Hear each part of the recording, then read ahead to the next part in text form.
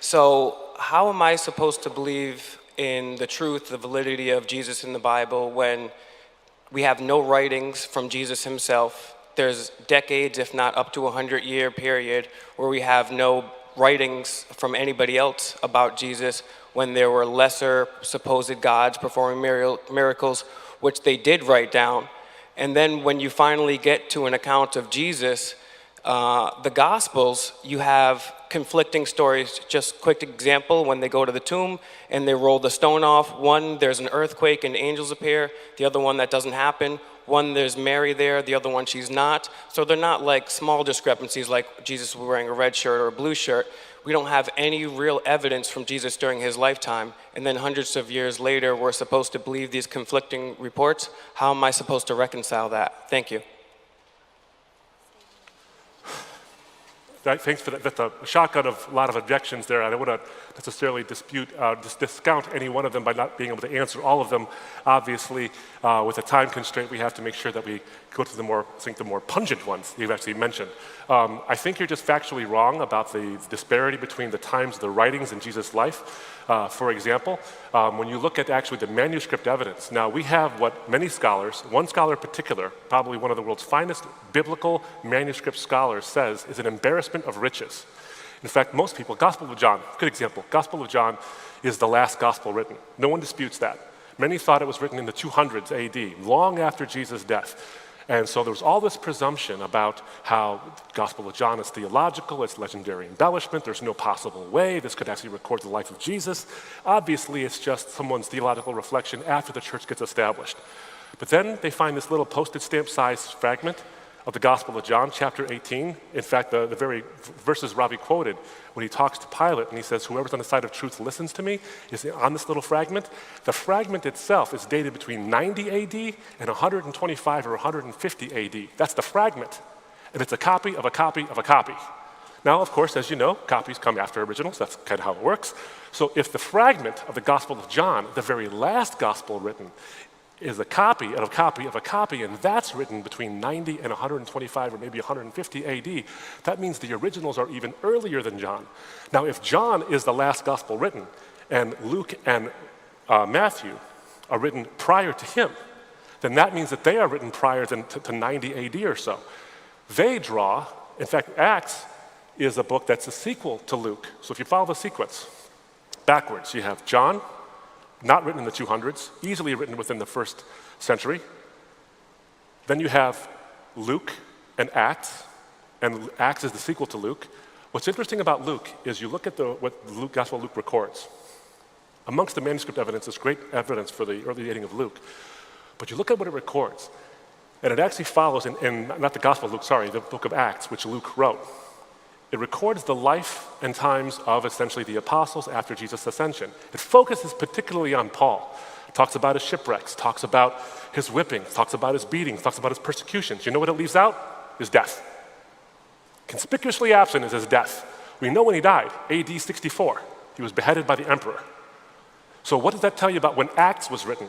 If Luke left out the single most important event to culminate Paul's ministry, then we have to assume, at least it's reasonable to assume, that Luke was written before AD 64. Sorry, Acts was written before AD 64.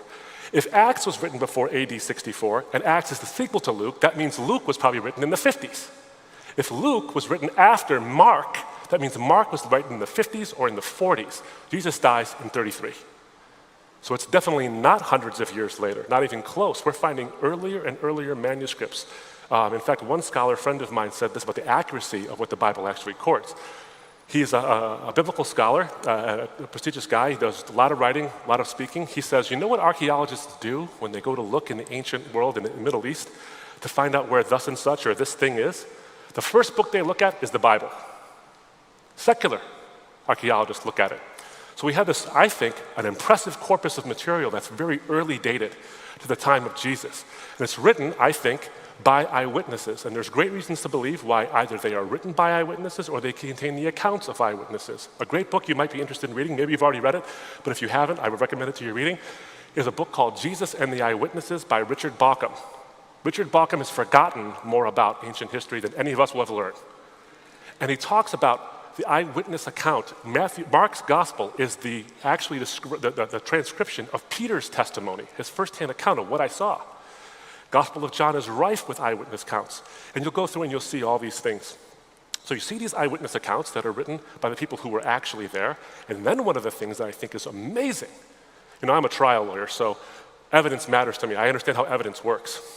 We have a thing called the hearsay rule. The hearsay rule says that out-of-court statements can't be admissible in court if they're being used to prove the truth of the matter asserted by the statement. That's a convoluted way to say we don't trust out-of-court statements that we can't cross-examine in court. There are a number of exceptions to the hearsay rule. Some say it's more whole than cheese, but the hearsay rule has exceptions. One of those exceptions is a statement against interest or an admission by an opponent. In other words, somebody who's on the other side of a case who says something that admits the weakness of his own case and the strength of yours. So you might say, well, all those eyewitness accounts were written by Christians. Well, it'd be weird if you saw the risen Christ and didn't become one. It'd be kind of strange. But what would you like to have as an eyewitness? You'd like to have an enemy of the Christian faith who thought it was wrong and was ready to stamp it out and suddenly become a Christian. That's exactly who Paul is. If I were in a trial and I had a witness like Paul, who was once my enemy but is now on my side of an issue, you put that guy on the stand and you let him sing his song to the jury over and over and over again because he's willing to change his mind, and it cost him something, and that gives him credibility. That's why we have exceptions of the hearsay rule for these kinds of things. Early dating of the Gospels, the reliability of the Gospels, as but one example. Even the Old Testament has a lot of these things as well. Then you have the credibility of the eyewitnesses themselves. Even hardened skeptics, Bart Ehrman, for example, will tell you this idea that we have no evidence for Jesus until hundreds and hundreds of years later, that is bunk. He went on the Atheist Guy radio show, and the Atheist Guy radio show host tried to say, well, we know that Jesus is just possibly a legend because there's not real evidence. And Bart Ehrman, who's not a Christian, who's an atheist, said, oh, that's not true. The guy says, well, you know what I mean. It's like, no, you can't be irresponsible like that. You have to point out there is strong evidence that Jesus existed and that he died by crucifixion for his claims to be the Messiah. And there's pretty good evidence for a resurrection, though I don't believe in it. So you see all that stuff. I say that's why I would say to trust him. There's great evidence, I think, for the historicity of the Gospels, and there's great evidence for the life, death, and resurrection of Jesus. And they're all preserved in this little booklet that stood the test of time for 2,000 years. It's not like scholars haven't been poking at it. They've been poking at it for quite some time. But the presumptions of later dating have actually been sent to the flames by a little postage stamp as but one example of the manuscript evidence that's available for the Bible. So what I would say to you is, why should you trust it? I'd say because it's proven itself trustworthy. There's a healthy skepticism in your question, and I appreciate it. I think it's the right way to look at things. Why should I trust it? The question you have to ask yourself, and I have to ask myself, I'm not singling you out, I think everybody in this room has to ask.